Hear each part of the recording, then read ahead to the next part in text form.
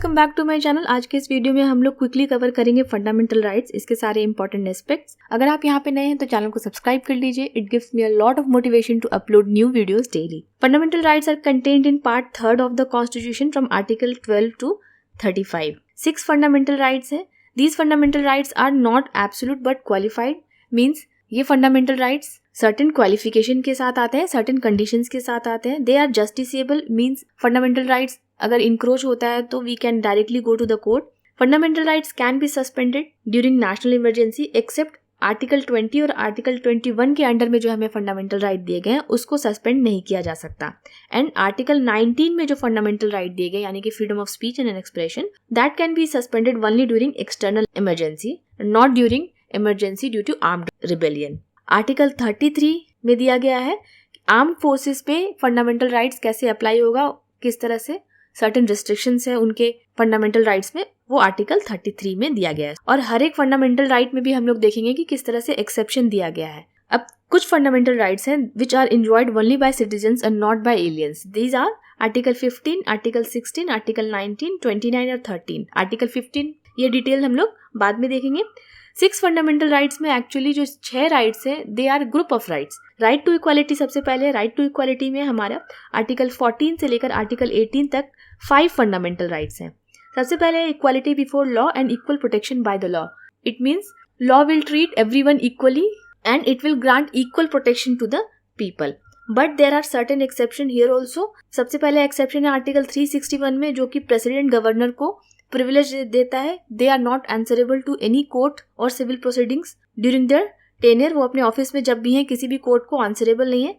Article 361A में दिया गया है कि अगर पार्लियामेंट या स्टेट लेजिस्लेचर में कोई प्रोसीडिंग चल रही है या फिर उसके कोई सब्सटेंशियली ट्रू रिपोर्ट को कोई पब्लिश करता है तो उस पर भी कोई कानूनी कार्रवाई नहीं होगी। ये एक्सेप्शन है। आर्टिकल 105 मेंबर ऑफ पार्लियामेंट को प्रिविलेज देता है कि अगर मेंबर ऑफ पार्लियामेंट में कुछ कह रहा है तो उसके लिए कोर्ट में नहीं ले जाया जा सकता। Article 194 member of legislative assembly को सिमिलर प्रिविलेज देता है। So these are exception for equality before law and equal protection by the law. Equal people are treated equally, यानी कि जो लोग सिमिलर सिचुएशन में हैं उनको इक्वल ट्रीट किया जाता है, लेकिन अलग ट्रीटमेंट है जो कि डिसिमिलर पोजीशन पे है, जैसे कि प्रेसिडेंट और गवर्नर की अलग ट्रीटमेंट है।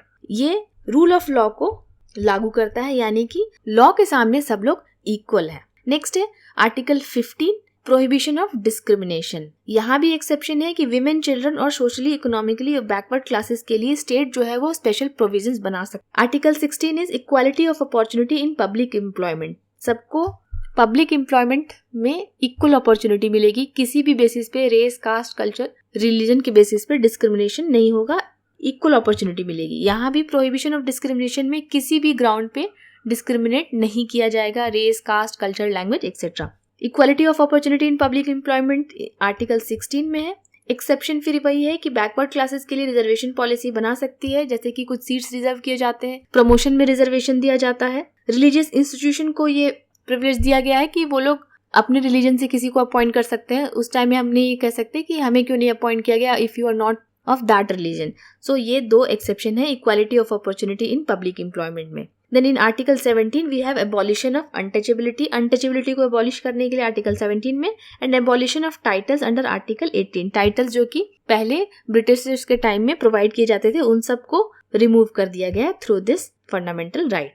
अब कैसे याद किया जाए इन ग्रुप्स ऑफ आर्टिकल्स को, तो ट्रिक है equality law prohibits discrimination, gives opportunity to abolish untouchability and titles. May be इस सेंटेंस का मीनिंग एग्जैक्टली कुछ नहीं निकल के आएगा, लेकिन याद रखने के लिए हम लोग ये देखते हैं कि इक्वालिटी लॉ जो है वो डिस्क्रिमिनेशन प्रोहिबिट करती है और हमें अपॉर्चुनिटी मिलता है ताकि अनटचेबिलिटी और टाइटल्स को रिमूव किया जा सके।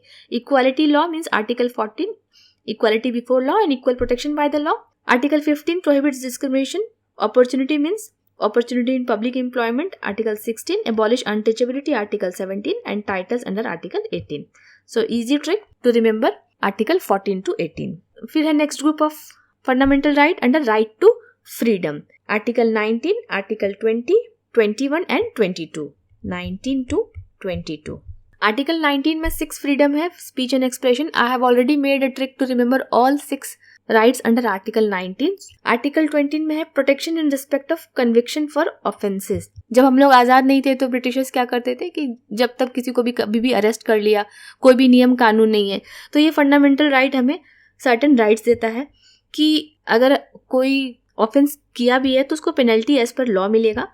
किसी भी क्राइम के लिए 2 बार पनिशमेंट नहीं मिल सकती है एंड अपने ही अगेंस्ट किसी को विटनेस बनने के लिए मजबूर नहीं किया जा सकता, यानी कि कन्फेस करने के लिए मजबूर नहीं किया जा सकता। तो ये 3 चीजें आर्टिकल 20 के अंडर हमें मिला है। Then article 21, one of the most important fundamental right, protection of life and personal liberty. ये बहुत बड़ा फंडामेंटल राइट है जिसके अंडर में बहुत सारी चीजें इंक्लूड हो जाती है, जैसे right to clean environment, right to clean air, ये सारी चीजें आर्टिकल 21 के अंडर में आती है। आर्टिकल 21A जो कि 86 कॉन्स्टिट्यूशन अमेंडमेंट से इंसर्ट किया गया था, देता है राइट टू एजुकेशन। और पिछले वीडियो में एक मिस्टेक थी, पार्ट 4 में अमेंडमेंट के थ्रू आर्टिकल 45 का सब्जेक्ट मैटर चेंज किया था, नॉट ऑफ आर्टिकल 35। ये भी राइट टू एजुकेशन से रिलेटेड है। Then article 22, protection against arrest and detention. इसमें 4-5 चीजें हैं। सबसे पहले कि अगर अरेस्ट होगा तो पुलिस को बताना पड़ेगा कि किस बेसिस पे अरेस्ट किया गया है, और जिसको अरेस्ट किया गया है उसको प्रॉपर लीगल हेल्प प्रोवाइड की जाएगी, लीगली हेल्प सारा मिले। मजिस्ट्रेट के फ्रंट में विद इन 24 आवर्स प्रोड्यूस करना होगा और 24 आवर्स के बाद उसको रिलीज कर देना पड़ेगा अगर मजिस्ट्रेट उसको फर्दर डिटेंशन के लिए नहीं बोलते हैं। So these are the protection under article 22। Article 22 में प्रिवेंटिव डिटेंशन की भी बात की गई है। प्रिवेंटिव डिटेंशन यानी कि अगर ये लगता हो कि कोई आदमी क्राइम करने वाला है, देन ही और शी कैन बी डिटेन्ड। इसको कहते हैं प्रिवेंटिव डिटेंशन, क्राइम होने से पहले ही डिटेन करना। बट ये डिटेंशन जो है 3 मंथ से ज्यादा का नहीं हो सकता है। ग्राउंड ऑफ डिटेंशन भी बताना पड़ेगा और जिसको डिटेन किया गया है उसको ये अपॉर्चुनिटी दी जाएगी कि ताकि वो अपना रिप्रेजेंटेशन प्रॉपरली कर सके। तो ये प्रोटेक्शन प्रिवेंटिव डिटेंशन के अंडर भी दिया गया है। इसको कैसे याद रखें? Freedom to speak and not be convicted is a liberty that comes from education that protects from arrest. Freedom to speak 19 article 19 में है। नॉट टू बी कन्विक्टेड यानी कि protection in respect of conviction against certain offences. 21 में liberty, life and liberty. 21 है education and protects from arrest, article 22। इस sentence को याद रखेंगे तो हमें याद रखने में आसानी होगी। फिर है राइट अगेंस्ट एक्सप्लॉयटेशन। इसमें 2 आर्टिकल है। आर्टिकल 23 जो कि ह्यूमन ट्रैफिकिंग और फोर्स लेबर को प्रोहिबिट करता है, जो कि स्लेवरी हो गया, बेगर हो गया, इन सब को हटाने के लिए आर्टिकल 23 है। आर्टिकल 24 चाइल्ड लेबर को प्रोहिबिट करता है। 2016 के अमेंडमेंट के बाद से बिलो 14 ईयर्स कंप्लीटली प्रोहिबिटेड है, इनको एम्प्लॉय नहीं किया जा सकता, और 14 से 18 साल के बच्चों को हैजार्डस ऑक्यूपेशन में एम्प्लॉय नहीं किया जा सकता। Then next group of articles जो कि काफी न्यूज में है, इसको याद रखना जरूरी है। Right to freedom of religion. Right to freedom of religion में आर्टिकल 25, 26, 27 एंड 28। आर्टिकल 25 सबसे पहले देता है freedom of conscience to profess, practice and propagate, यानी कि सबसे पहले फ्रीडम है कि हम लोग अपना रिलीजन अपने हिसाब से मना सकते हैं, उसको प्रैक्टिस कर सकते हैं, प्रोपागेट कर सकते हैं। आर्टिकल 26 इन सब को करने के लिए हम लोग अपने रिलीजियस अफेयर को अपने आप से मैनेज कर सकते हैं, मंदिर बनाइए, मस्जिद बनाइए, जो मैंने वो कीजिए।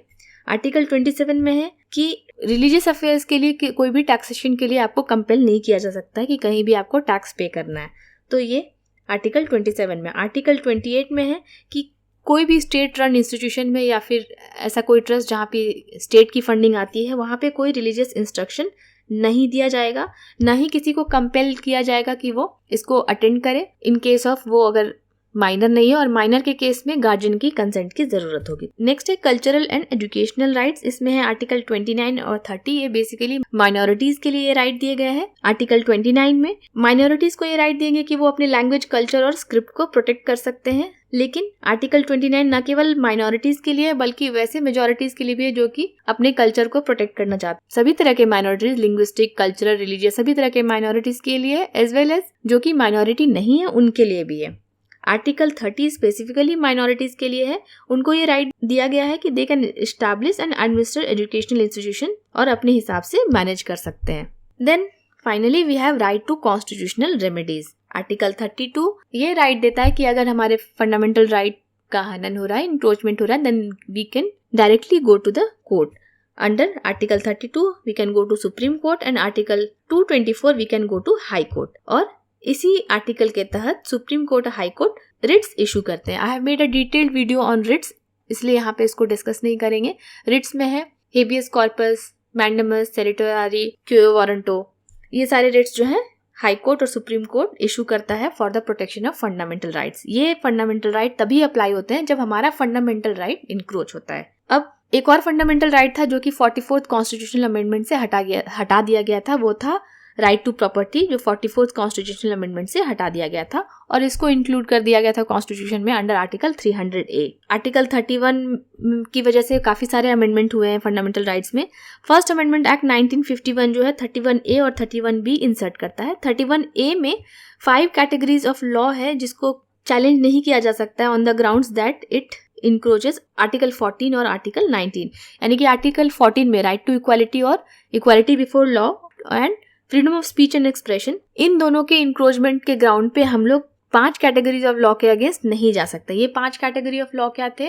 अगर स्टेट कोई लॉ बनाती है एक्विजिशन ऑफ एस्टेट के लिए, लैंड एक्वायर करने के लिए जो कानून बनाती है, तो हम लोग ये नहीं कह सकते कि हमारा राइट टू इक्वालिटी जा रहा है। अगर किसी प्रॉपर्टी का मैनेजमेंट स्टेट ले लेती है, कॉर्पोरेशंस को मिला देती है, या डायरेक्टर्स या शेयर होल्डर्स या कॉर्पोरेशन, इन सब के राइट्स को हटा देती है, माइनिंग लीजेस को हटा देती है, ये सारे लॉज जो हैं वो हमारे फंडामेंटल राइट के अगेंस्ट नहीं जाएंगे, हम लोग नहीं जा सकते हैं कोर्ट। आर्टिकल 31B में ऐसे लॉज हैं जो कि 9th शेड्यूल का प्रोटेक्शन देते हैं, यानी कि वो लॉज जो कि 9th शेड्यूल में इंक्लूड किए जाते हैं उनके अगेंस्ट हम लोग कोर्ट नहीं जा सकते।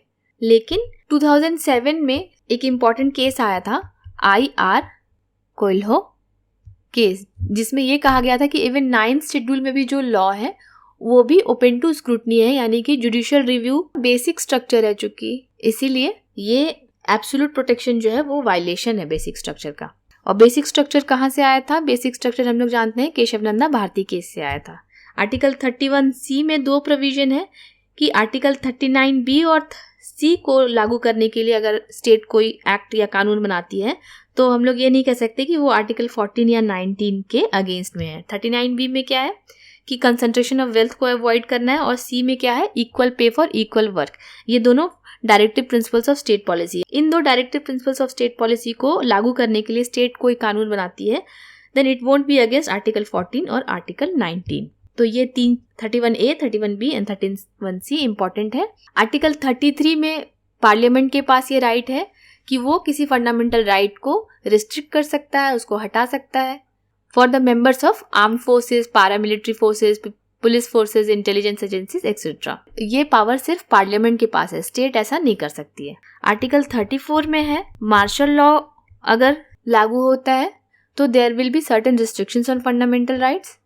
और आर्टिकल 35 में दिया गया है कि फंडामेंटल राइट से रिलेटेड कोई भी लॉ जो है वो केवल पार्लियामेंट बना सकती है, वो स्टेट नहीं बना सकती है। तो ये था fundamental right. We covered almost everything. If you want more such videos मुझे कमेंट में जरूर बताइएगा, वीडियो कैसी लगी बताइएगा, और चैनल पे नए हैं तो जरूर सब्सक्राइब कीजिएगा। See you in the next video. Thanks for watching. Have a nice day.